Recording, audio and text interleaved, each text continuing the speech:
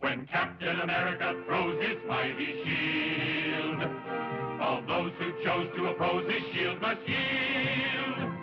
If he's led to a fight and a duel is due, then the red and the white and the blue will come through when Captain America throws his mighty shield. That's my least favorite of the theme songs because all it does is talk about the shield. Captain America is almost an appendage to the shield rather than the other way around. And it's kind of funny. Iron Man started right in without an origin story, and he's the only one who did that. All the others begin with the character's origin, though Namor's was done in a wonderfully roundabout way, and Cap is no exception.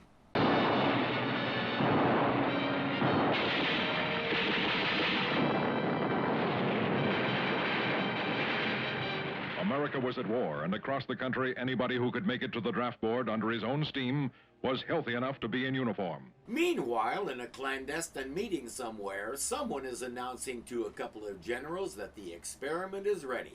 Operation Rebirth is about to become reality. Moments later, a speeding car reaches a gloomy-looking curio shop, half hidden in the shadows. And the two generals, now in civilian clothes, are led into the shop by an intelligence agent. I believe you're expecting us. I expect nobody. Identify yourselves to my satisfaction or die. I am no man. I commend your caution, Agent. Our watchword is, rebirth shall occur this night. Say no more. You will follow me. Now let's meet Steve Rogers, Wimp at Large. Too puny to be accepted by the Army, but willing to risk death for his country in the greatest experiment of all. Drink quickly, before the chemical loses its potency. Good luck, my boy. I've committed the formula to memory, so enemy agents can never steal it. The formula didn't work and the comic folded after one issue. Remember how he said the formula only exists in his head? There's one problem with that approach. It is a success! We have won! Soon there will be 1 million like... Never! You and your accursed experiment shall die within this room. Down with democracy! Down with freedom! Dr. Erskine. Yeah, that's the problem with that approach. It's too bad, too, and here's why. Stop, you fool! You're running into the electrical omniverter. Stay away! You'll never get me! Not only did the formula turn him into a perfect physical specimen, it taught him judo, gymnastics, and what an electrical omniverter is. Dr. Erskine is dead, and his formula died with him, so there can be no more like me. But I will champion the fight for freedom and justice wherever tyranny reigns. In the critical days that follow, Steve Rogers blazes into action like a red, white, and blue rocket. The old comics never really explained where his shield came from. And incidentally, in the first issue, his shield was shaped like a medieval shield. Later on, he adopted the round one that we all know. When he got rebooted in the 60s, or more precisely, thawed out in the 60s, the guys at Advanced Idea Mechanics, or AIM, once captured him and analyzed the shield. They concluded that whatever it was made of, the metal was never mined on Earth. That implied that it was made of something from a meteorite or similar, but during the time that I was reading, they never clarified that. The valiant defender conceals it behind the uniform of a newly inducted Army private. You bumbling meathead! Is that the only position you know? Parade! Rest! No! Oh, not on my foot, you idiot! Did I do something wrong, Sarge? Yeah, he milks the whole bungling private thing a little.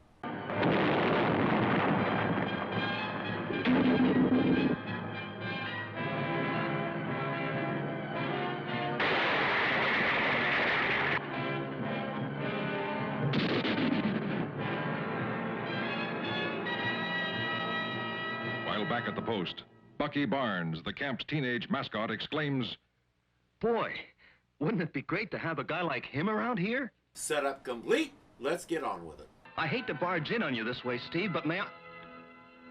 It's you. You're Captain America? I was careless. I should have checked the tent entrance. But now, what am I going to do with you? Gosh, Cap, There's only one thing you can do. Now that I know your secret, let me be your partner. Teenage sidekicks were all the rage in the 40s. Batman had Robin, the Human Torch had Toro, and Captain America had Bucky. Right now I'm wondering how you do such a bad job of day for night in a cartoon. After months of intensive training, Bucky is given his first uniform and his first challenge as Captain America's partner, as a new fighting team is born. The show, the comics, and the whole mythos lost me right there. The camp has a teenage mascot named Bucky. Suddenly, Captain America has a teenage sidekick named Bucky. And nobody puts this together. He wears a domino mask that might as well be eyeliner. The first time he showed up, everybody in the camp should have been saying, "What's that Barnes kid doing running around with Captain America?" For as long as Bucky was around, I couldn't suspend disbelief. In the 60s revival, Bucky had been killed in the same explosion that got Cap frozen for who knows how long. Cap mourned him a lot, and once he even found a way to look into the past and be sure, because if he survived, who's to say Bucky didn't too? His excursion confirmed that Bucky couldn't have survived the blast, and that was the end of it. I was just as happy. Sometime later, off a remote stretch of the coast, a forbidding silhouette appears. My suspicions were right. That's an enemy sub offshore. Holy cow, Cap! Look! Over there! And so Captain America and Bucky prepare to meet their first deadly challenge together. The theme of the episode is saboteurs. These guys have brought a whole bunch of explosives with the intention of making things like factories go boom. Cap, how do we tackle so many of them? Numbers don't matter. Take your cue from me and remember what I taught you. I'll stop him with this machine gun. Bucky, others rushing you from behind. Much obliged, Cap. Insolent swine! We wouldn't want you boys stubbing your toes on our foreign shore. Cap doesn't believe in finders keepers, so like the good citizen he is, he returns the submarine's property, including the raft. Look, it's going to hit. Very perceptive, Bucky. I suggest we return to shore. I'm proud of you, little partner. We'll be a team for as long as the free world needs us. Don't it get you right here out? There's a new act downtown that has everybody's attention. Sando puts the mysterious Omar in a trance and tells him to project his visions of the future into a crystal ball. Project Omar. Project. Slowly, unbelievably, a column of U.S. Army tanks appear within the crystal ball. An instant later... Kind of an odd vision, isn't it? Maybe not so odd. I don't get it, Steve. How could Omar know that tank would blow up? I don't know, but I'm requesting a pass for tonight. How about taking in a show? The Bijou is showing The Wizard of Oz. He's seen it a dozen times and knows all the songs. Hey, you two. Major Corey needs 2 drivers tonight. What he don't know is, by putting you behind the wheel, the enemy don't need no saboteurs. Later that evening... Well, good night, boys. But, Major, you're involved in an important Army project. Maybe we'd better stick around. Nonsense. You're dismissed. That takes care of their transportation. On with the show. I've got news for you, Cap. The balcony seats are in the other direction. That's why we're going this way. I want to see Sando and Omar at close range. Look, there they are. Mr. Sando, people are wondering how you... Absolutely no interviews. That is final. That girl reporter slipping into their dressing room. Looks like she beat us to the punch, Steve. That's right. Even in the 60s, men were several steps behind women, but still insisted on being in charge. What now? This, Mr. Barnes. Just what I'd hoped you'd say, Mr. Rogers. It won't take long to find what he expected to find. While on the stage below... You are thinking of the bridge which links Camp Cosgrove with the mainland. I thought so. The act is a phony. A psychic act that's fake? I'm shocked. Shocked, I tell you. How dare you break up my act? Hold on, Sando. I want some explanation about your so-called act. They won't come out and say it, but Omar's projections are instructions to saboteurs about their next target. You will pay for this with your lives.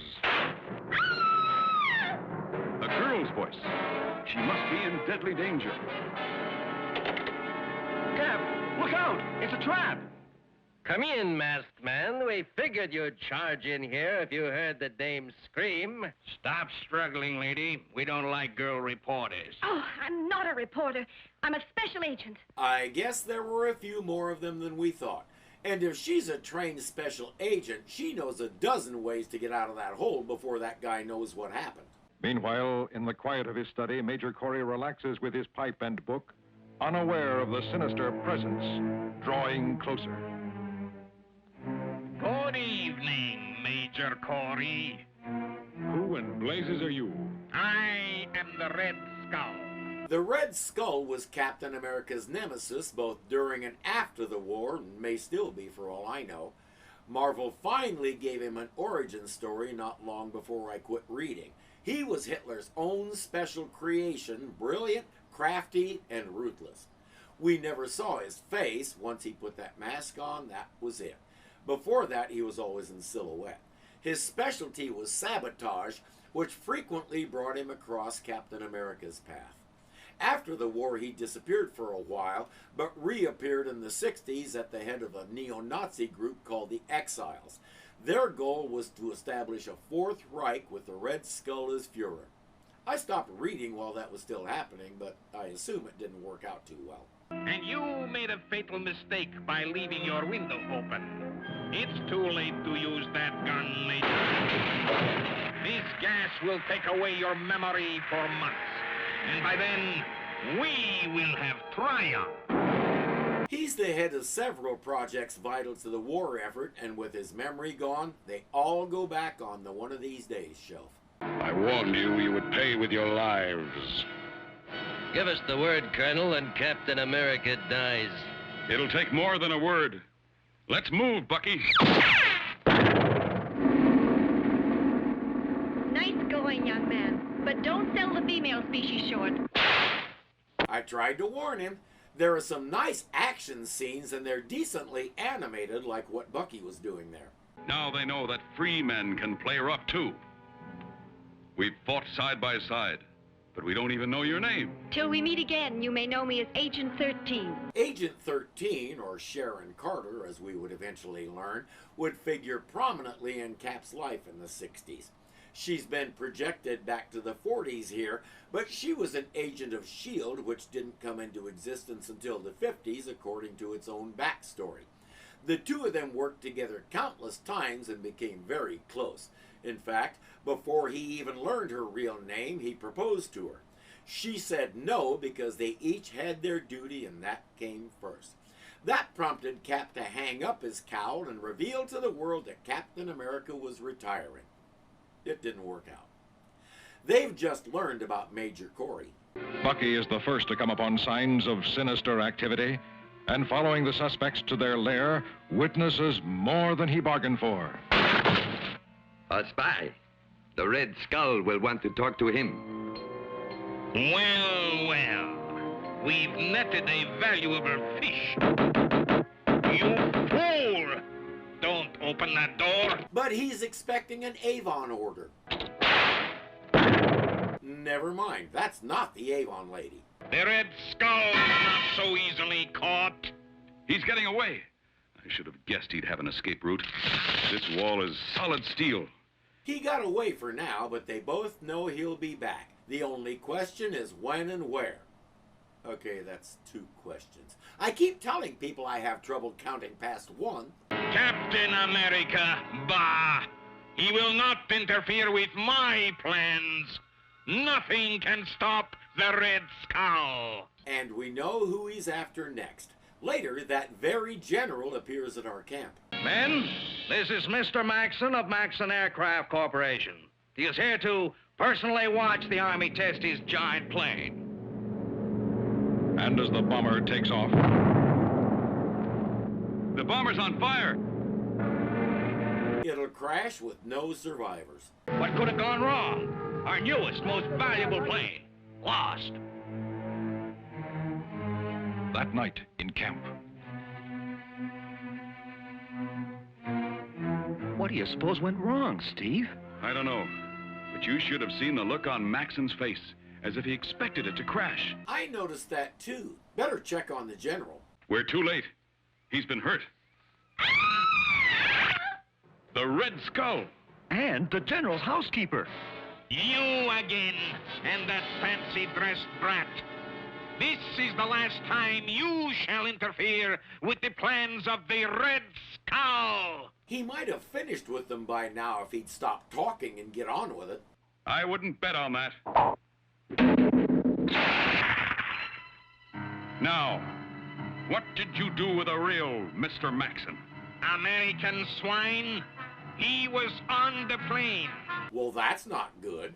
And when General Curtis got suspicious, you tried to murder him. That's worse. Look out, Bucky! I hear you talking, Cap. Oh, thanks to his torpedoes, Red Skull made a clean getaway. But he left something behind. And I'll give you 3 guesses who was next on his hit parade. The Red Skull will live to fight another day. And he will. And he'll talk just as much then as he did this time. Every so often, somebody had an issue with how much dialogue there was in these comics, even during the action. They'd say it wasn't believable. I was undecided until I started studying the life of Wyatt Earp, and especially the gunfight that put him on the map. Did you ever see how much talking there was during that fight? It made me believe ongoing chatter like this is not only possible, it's already happened. I like this show. It's off to a good start. We met the hero, his sidekick, and his chief adversary.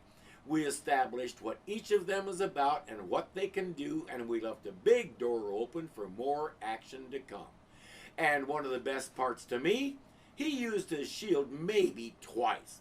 The theme song should be, "When Captain America throws his mighty fist, all those who chose to oppose it can't resist." When Captain America throws his mighty shield, all those who chose to oppose his shield must yield. If he's led to a fight and a duel is due, then the red and the white and the blue will come through when Captain America throws his mighty shield. Operation Rebirth is okay, is a physical specimen. I can say that. He adopted adopted. We're running. Did you go? Here out. Okay. Here out. There's a new act down. Okay. Out. Okay. Here out. There's a new act downtown that has every. Yeah, do that right, David. Good grief. Showing the Wizard of Oz. No whistling. Frequently brought him across. She's been. I have no idea what that vowel was.